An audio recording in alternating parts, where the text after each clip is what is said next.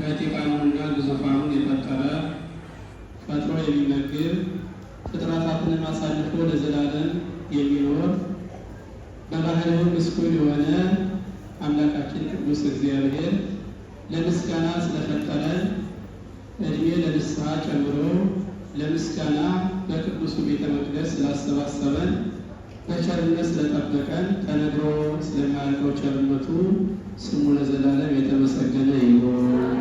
ለሰው ልጆች ድነት ምክንያት የሆነች የሁላችንም እናት እናታችን ንጽሕተ ንጹሐን ቅድስተ ቅዱሳን ድንግል ማርያም ወላዲተ አምላክ ምልጃዋ በረከቷ በሁላችንና ይደርብን። የቅዱሳን መላእክት የጻድቃን የሰማዕታት በረከት ረድኤት አይለየን። የተከበሩ አባታችን መልአከ አርያም ቆሞስ አባ ተክለ ሚካኤል የካቴድራላችን አስተዳዳሪ፣ የተከበሩ መልአከ ምስራት ቆሞስ አባ ኢዮብ ደበበ፣ የተከበሩ መልአከ ስብሐት ቆሞስ አባ በርናባስ እንዲሁም ክቡር ርዕሰ ደብር ቀሲስ ሀብተ ማርያም የሰንበት ትምህርት ቤታችን የስርዓተ ሃይማኖት ሰንበት ትምህርት ቤት መዘምራን አገልጋዮች፣ የእግዚአብሔር ሰዎች ሁላችሁም ማኅበረ ምእመናን ወምእመናት በእግዚአብሔር ስም እንደምን አደራችሁ? እንደምን አደራችሁ? እንደምን ሰነበታችሁ? እንኳን ለጾመ ማርያም አደረሰን። እንኳን አደረሳችሁ።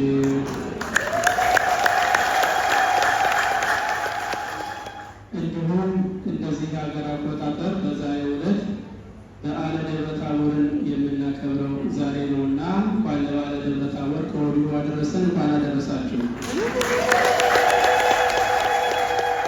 እንግዲህ ሁላችሁም እንደምታውቁት በዕለተ ሰንበትን ጠብቀን ነው አበይት በዓላትን በጋራ የምናስበው። ሳምንት እግዚአብሔር ቢፈቅድ ብንኖር የእመቤታችንን ዕርገቷን የምናከብርበት ዕለት ስለሆነ ጽላተ ኪዳን ወዳለበት ቦታ እንሄዳለን የምንችል። ዛሬ ደግሞ በዓለ ደብረ ታቦርን ወደዚህ አምጥተን በጋራ እናከብራለን። ለአባቶቻችን ለሐዋርያት በረከቱን ያደለ አምላካችን እግዚአብሔር ለሁላችንም ያድለን። ቅዱሱ ተራራ በሚል አጭር ትምህርት እንማማራለን። እስቲ ተናገሩላችሁም። ቅዱሱ ምን? ይህንን ቃል የምናገኘው በቅዱስ ጴጥሮስ መልእክት ሁለተኛ የጴጥሮስ መልእክት ምዕራፍ 1 ቁጥር 18 ላይ ነው። ይህንን ትምህርት ያስተማረው ሊቀ ሐዋርያት ቅዱስ ጴጥሮስ ነው። ስለ ቅዱሱ ተራራና በቅዱሱ ተራራ ስለተገለጠው ቅዱስ ምስጢር፣ ሰማያዊ ምስጢር በጊዜው በሰዓቱ እግዚአብሔር መርቶት በሰዓቱ ተገኝቶ ያን ቅዱስ በረከት ከተካፈሉ መካከል አንዱና ዋነኛ የሆነው ቅዱስ ጴጥሮስ ስለ ተራራውና በተራራው ላይ ስለተገለጠው ቅዱስ ምስጢር ከቅዱሱ ምስጢር የተነሳ ያ ምስጢር የተገለጠበት ቦታ በራሱ ቅዱስ ተራራ ተብሎ እንደሚጠራ ከቦታዎችም የተለየ ቦታ ከስፍራም የተለየ ስፍራ ከሰውም እግዚአብሔር የመረጠው የተለየ ሰው እንዳለ ሊቀ ሐዋርያት ቅዱስ ጴጥሮስ ቅዱሱ ተራራ በማለት ይናገራል። ዛሬ ስለ ቅዱሱ ተራራ የምናስብበት ዕለት ነው። ይህም ተራራ ደብረ ታቦር በመባል ይታወቃል።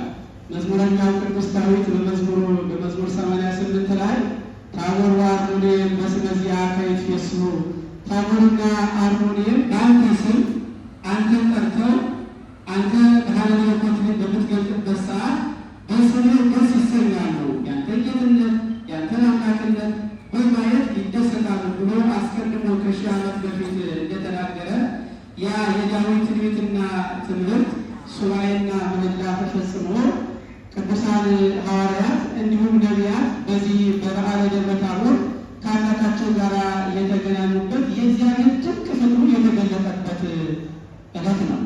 ታሪኩን ባጭሩ በቅዱስ ማቴዎስ ወንጌል ምዕራፍ 17 ከቁጥር 1 ጀምሮ፣ በቅዱስ ማርቆስ ወንጌል ምዕራፍ 9 ከቁጥር 2 ጀምሮ፣ በቅዱስ ሉቃስ ወንጌል ምዕራፍ 9 ከቁጥር 28 ጀምሮ ተመዝግቦ እናገኘዋለን።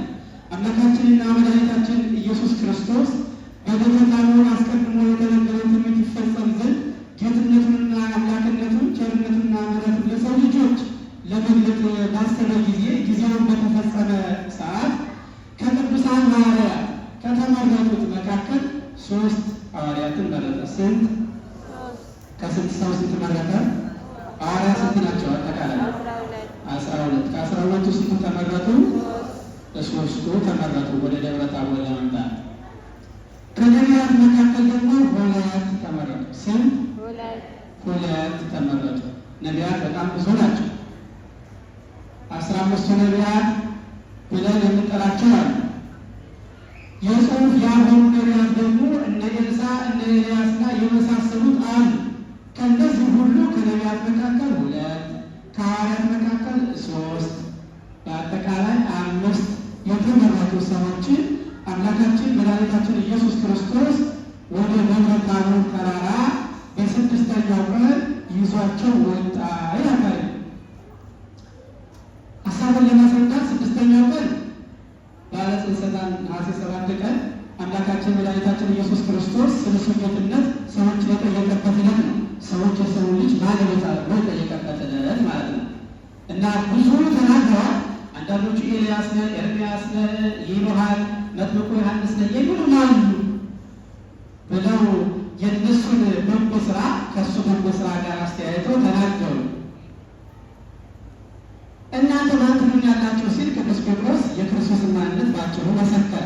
ከዚህ የተነሳ አንተ የሕያው እግዚአብሔር ልጅ ሕያው እግዚአብሔር ነህ ሲል አንተ ብፁዕ ነህ፣ የመንግሥተ ሰማያት ክፍል ለአንተ ተሰጥቶሃል፣ በምድር ያሰርከው በሰማይ የታሰረ፣ በምድር የምትፈታው በሰማይ የተፈታ ይሆናል የሚል ቃል ኪዳንና ስልጣን ለሐዋርያት ሰጥቷቸዋል። ከዚህ ቀን ጀምሮ ተቆጥሮ በሳምንቱ አምላካችን መድኃኒታችን ኢየሱስ ክርስቶስ ብርሃነ መለኮቱን የገለጠበት ዕለት ስለሆነ ወንጌላውያኑ ይህን በማንሳት ከ6 ቀን በኋላ በሳምንቱ እያሉ መዝግበዋል። መነሻው እና አምላካችን መድኃኒታችን ኢየሱስ ክርስቶስ ከነቢያት መካከል ሊቀ ነቢያት ሙሴ ለምታውቁት ሊቀ ነቢያት ሙሴ ላዘኑ ሰዎች ሁሉ መጽናኛ የሆነ ነው።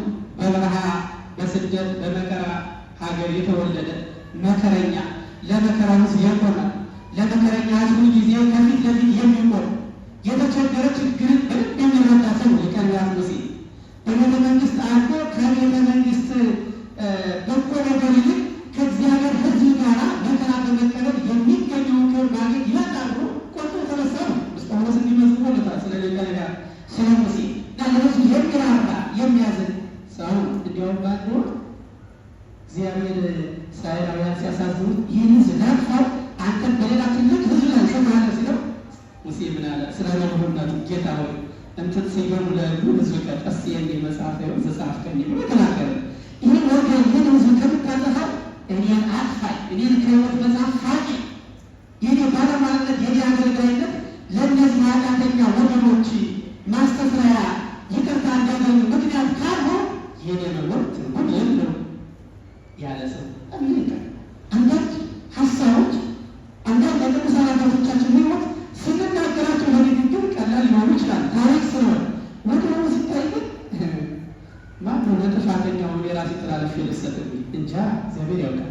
ሊቀ ነቢያት እንዲህ አይነት ሰው እግዚአብሔር በሲና ተራራ 570 ጊዜ ያነጋገረው ሰው እግዚአብሔር ክብሩ ስለሰለበት ሕዝቡ እሱን ማየት ተስኗቸው ተገረመለ ሙሴ ተሸፈንልን አገር መሄድ አልቻልንም ብለው ያነጋገሩት የነበረ ሰው ነው እና ጌታ ሆይ ብዙ ጊዜ አነጋገር እስቲ አንድ ቀን ፊትህን ልየው ብሎ የተመኘ ሰው የቅዱሳን ሕይወታቸው ከጽድቅ ወደ ጽድቅ ከደረጃ ወደ ደረጃ ሁሉ ጊዜ ከፍ እያሉ ስለሚሄዱ እንዲህ ነው የሚያስቡት፣ እንዲህ ነው የሚመኙ። እግዚአብሔር እንዲህ ነው የሚያደርግላቸው። ጌታ ሆይ አንድ ጊዜ ፊትህን አሳይ። ድምፅህን ብዙ ጊዜ ሰምተዋል። ጌታ ምን አለው? በዚህ በኦሪት ዘጸአት ምዕራፍ 33 ላይ እንደተመዘገበ ፊቴን አይቶ ከኔ ፊት የሚቆም የለም። በብርሃነ መለኮቱ በጌትነቱ እንኳን ሰው ረቂቃን ቅዱሳን መላእክት እንኳን በእግዚአብሔር ፊት በግርማ መለኮት መቆም አይችሉም። በፊታቸው በረቂቅ ክንፋቸው ፊታቸውን ሸፍነው ለምስጋና እንደሚቆሙ ቅዱስ ኢሳይያስ በትንቢቱ ምዕራፍ 6 ላይ መዝግቧል። ቅዱሳን መላእክት እንኳን እግዚአብሔር ይመስገን ያለው ጀርባ ይታያል በኋላ ዘመን ታየኛለህ በስጋ ሲገለጥ ስለሆነ ይህን ትንቢት ሊፈጸምለት ዘንድ ሙሴን ይዞ ኤልያስን እንዲሁ ጠይቆ ስለነበረ በተለይ በዘመነ አክዓብ የእግዚአብሔርን ድንቅ ስራ የመሰከረ ድንቅ ነቢይ ስለነበረ ያን ጌትነቱን ሊገልጥለት ዘንድ ኤልያስን ይዞ ሙሴን ይዞ ከሐዋርያት ደግሞ ለጌትነቱ በጣም የሚቀርብ ቅዱስ ጴጥሮስ ሁላችሁ እንደምታውቁት ጌታ እሞታለሁ እሰቀላለሁ ጌታ ወይ አሁን አንተና ትምህርት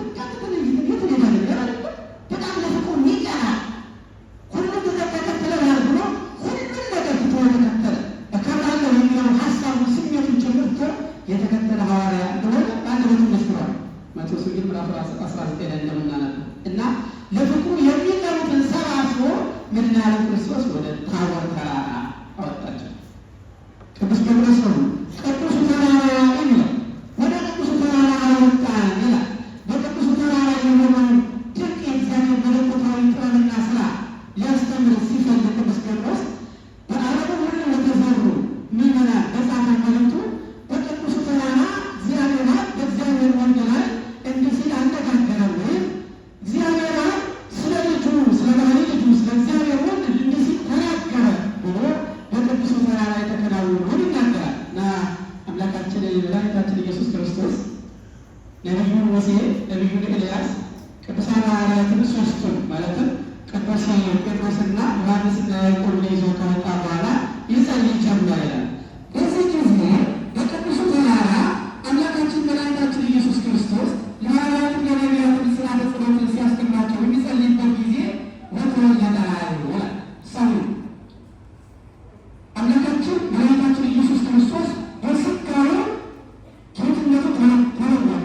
ስጋው ቃል በስጋው ቃልነቱ ከዚህ በፊት አይተውት በሚያውቁት መንገድ ብርሃነ መለኮቱ ለእነሱ ተገለጠላቸው። አምላካችን እግዚአብሔር ቸርነቱን ለእኛ ይግለጥልን።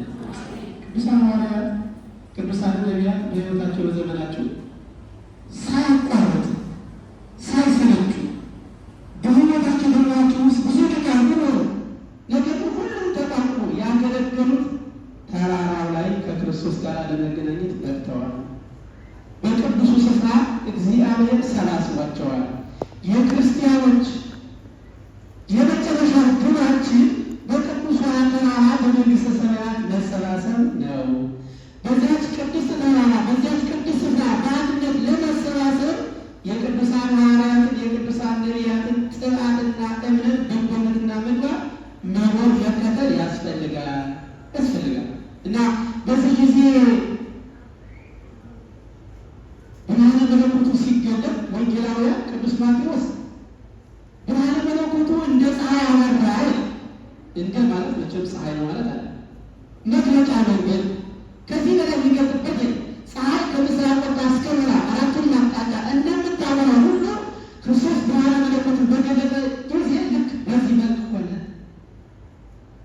ከዚህ በላይ መግለጫ መንገድ የለም። ብርሃነ መለኮቱ ከዚህ በላይ ቢሆንም ለፍጡራን ግን ትልቁ ብርሃናችን ፀሐይ ስለሆነ በዚህ የተገለጠ ቅዱስ ማቴዎስ። ቅዱስ ማርቆስ ደግሞ የሰው ልጅ ዘይት ማዕድን አጣይ ብኖት ይላል። ሳሙና በዚህ ልክ በማያጠራ መንገድ ይላል። ነጭ ልብስ ማንጫ ምንለው አለለስ እናት በማንጫ በጣም ብዙ በሚያደርግ መንገድ እናጥባለን። በጣም ነጭ ሆነን ይላል።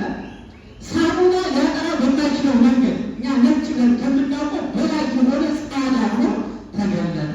ይህ መግለጫ ስላጣ የገለጠበት መንገድ ቅዱስ ሉቃስ እንደሆነ ጻዳ ከመበለጥ በረዶ ነጭ ነው እንደ በረዶ ነጭ ሆናል። በቃ በሚችሉት በሚገባ እኛ ሰዎች በምንረዳ መንገድ በዚህ መንገድ አምላካችን መድኃኒታችን ኢየሱስ ክርስቶስ ለነቢያትም ለሐዋርያትም በቅዱስ ተራራ ብርሃነ መለኮቱን በዚህ መንገድ ገለጠ። ለትልልቆቹም ለነቢያት በአዲስ ኪዳን ለተገለጡት ለአዲስ ኪዳን ተመራጮች፣ ለብሉይ ኪዳን ተመራጮች፣ ለሁለቱም ለሁሉም ብርሃነ መለኮቱን መድኃኔ ዓለም ክርስቶስ ገለጠ። በዚህ ጊዜ ቅዱሳን ሐዋርያት በተለይም ቅዱስ ጴጥሮስ ሐዋርያትን ወክሎ ነቢዩ ሙሴንና ኤልያስን ባየ ጊዜ እንዲህ አለ፣ ጌታ ሆይ አለ። እስኪ ጌታ ሆይ በሉ እንደገና። ከዚህ መሆን ለእኛ መልካም ነው። ይህ ቅዱስ ጴጥሮስ ንግግር ነው። በቅዱሱ ተራራ ከእግዚአብሔር ጋር ከተገናኙ በኋላ የክርስቶስን ጌትነቱን ድንቅ ስራውን ብሩህ ለሆኑ እና በዚያ ሰዓት የሆነውን ንግግር መለኮታዊ ስራ ባየ ጊዜ ከዚህ መሆን የለብንና የዓለሙን ነገር ያውቀዋል። አሳ ማስገር ያውቃል። በዓለም ያለው ሁኔታ ያውቀዋል። በእድሜም ከሐዋርያት ገፋ ያለ ነው። እድሜ በራሱ ትምህርት አለ እንዳስተምር የለ ብዙ ነገር ያውቃል። በዚህ ወር በጣም መልካም በዚህ ደግሞ ፍቃድ ይለናል። ማን? ቅዱስ ጴጥሮስ። እንዲህ እንድንለወጥ እግዚአብሔር እንዳለው ነው። ቤተ እግዚአብሔር መጥተን ቅዱሱ ተራራ የሚባለው የመጀመሪያው የደብረ ታቦር ምሳሌ ቤተ ክርስቲያን ነው።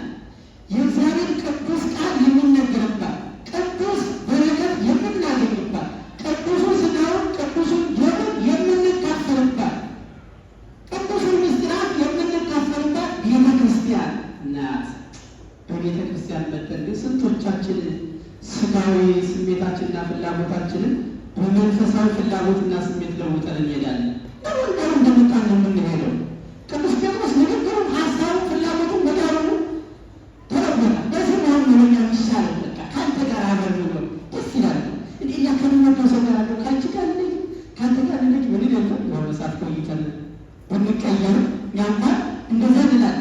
ቅዱስ ጴጥሮስ ከጌታ ጋር ያለው ደስ እንደሚያሰጥ እውነት ሰው ንስሐ ገብቶ እግዚአብሔርን በንጹህ ልቡና ሰምቶ እግዚአብሔርን እያገለገለ በስጋዊ ሕይወቱ በመንፈሳዊ ሕይወቱ እየከበረ እየተባረከ ከመኖር በላይ የሚያስደስት ምን አለ?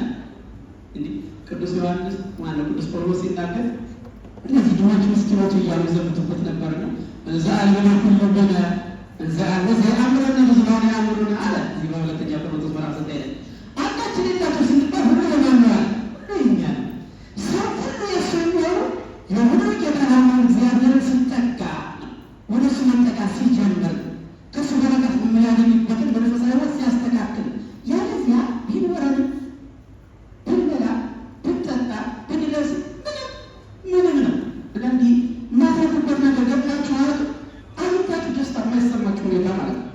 ብዙ ጊዜ ሕይወታችን እንደዚህ ቅዱስ ጴጥሮስ በክርስቶስ የሚገኘውን ጸጋ ስላወቀ ስለተረዳ ጌታ ሆይ በዚህ መሆን ለእኛ መልካም ነው ካለ በኋላ ንግበር ማህደረ አደረከ ወአደረ ሙሴ ወአደረ ኤልያስ አንተ ፈቃድ ከሆነ ቤት እንስራ መኖሪያ የምንሰራው ቤት ደግሞ አንደኛው ጫማ ለሙሴ ለእንግዳው ከመቃሙ ተነስቶ ዛሬ በቀሩ ለጠራው ያመጣው ያላስቀድሞ ክብርህን ልይ ብሎ ተናገሩት።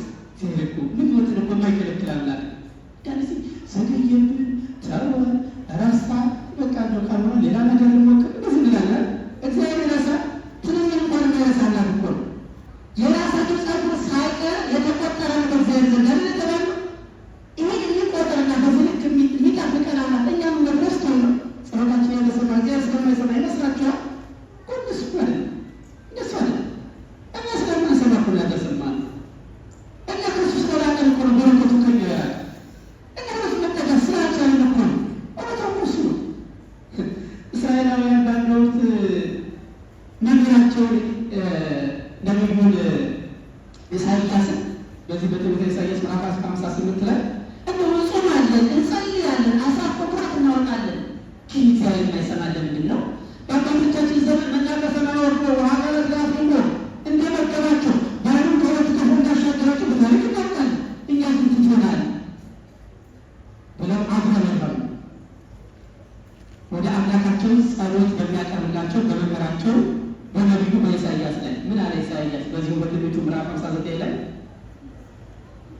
እግዚአብሔር ዓይንን የሰራ አያይምን? ጆሮን የፈጠረ አይሰማምን? ነገር ግን በእናንተና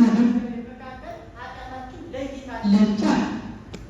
እግዚአብሔር እናንተን እንዳይሰማችሁ እንደ ልዩነት እንደ መጋረጃ ኃጢአታችሁ ስለሆነ መጋረጃ ሲከፈት ውስጡ እንዲታይ ያ መጋረጃ የሆነባችሁ የእግዚአብሔር ክብር በእናንተ ላይ እንዳይገለጥ እንደ መጋረጃ የሆነባችሁን ኃጢአት እግዚአብሔር የማይሰማበትን ነገር ከእናንተ ስታስወግዱ ያን ጊዜ እግዚአብሔር ይሰማቸዋል። በቅዱሱ ተራራ በቅድስና እንድንመላለስና እግዚአብሔር እንዲሰማ የሚሰማ ሕይወት እንዲኖረን እግዚአብሔር ሁላችን ይርዳን። በእውነት ሁሉ ጊዜ ቤተክርስቲያን እንመላለሳለን። ቤተክርስቲያን ደግሞ የቅዱሳን መላእክት፣ የቅዱሳን ጻድቃን፣ የቅዱሳን የባሕታውያን፣ የስውራን በገሃድ ያሉ የቅዱሳን ሁሉ መገኛ ናት።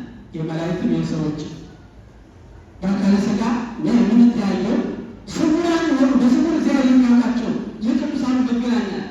በዚች ቅድስት ቦታ ሳንቀደስ ስንት ጊዜ ሄድን? በእውነት ስንት ጊዜ በቃ ሀሳባችን ሳንለውጥ እንዲያው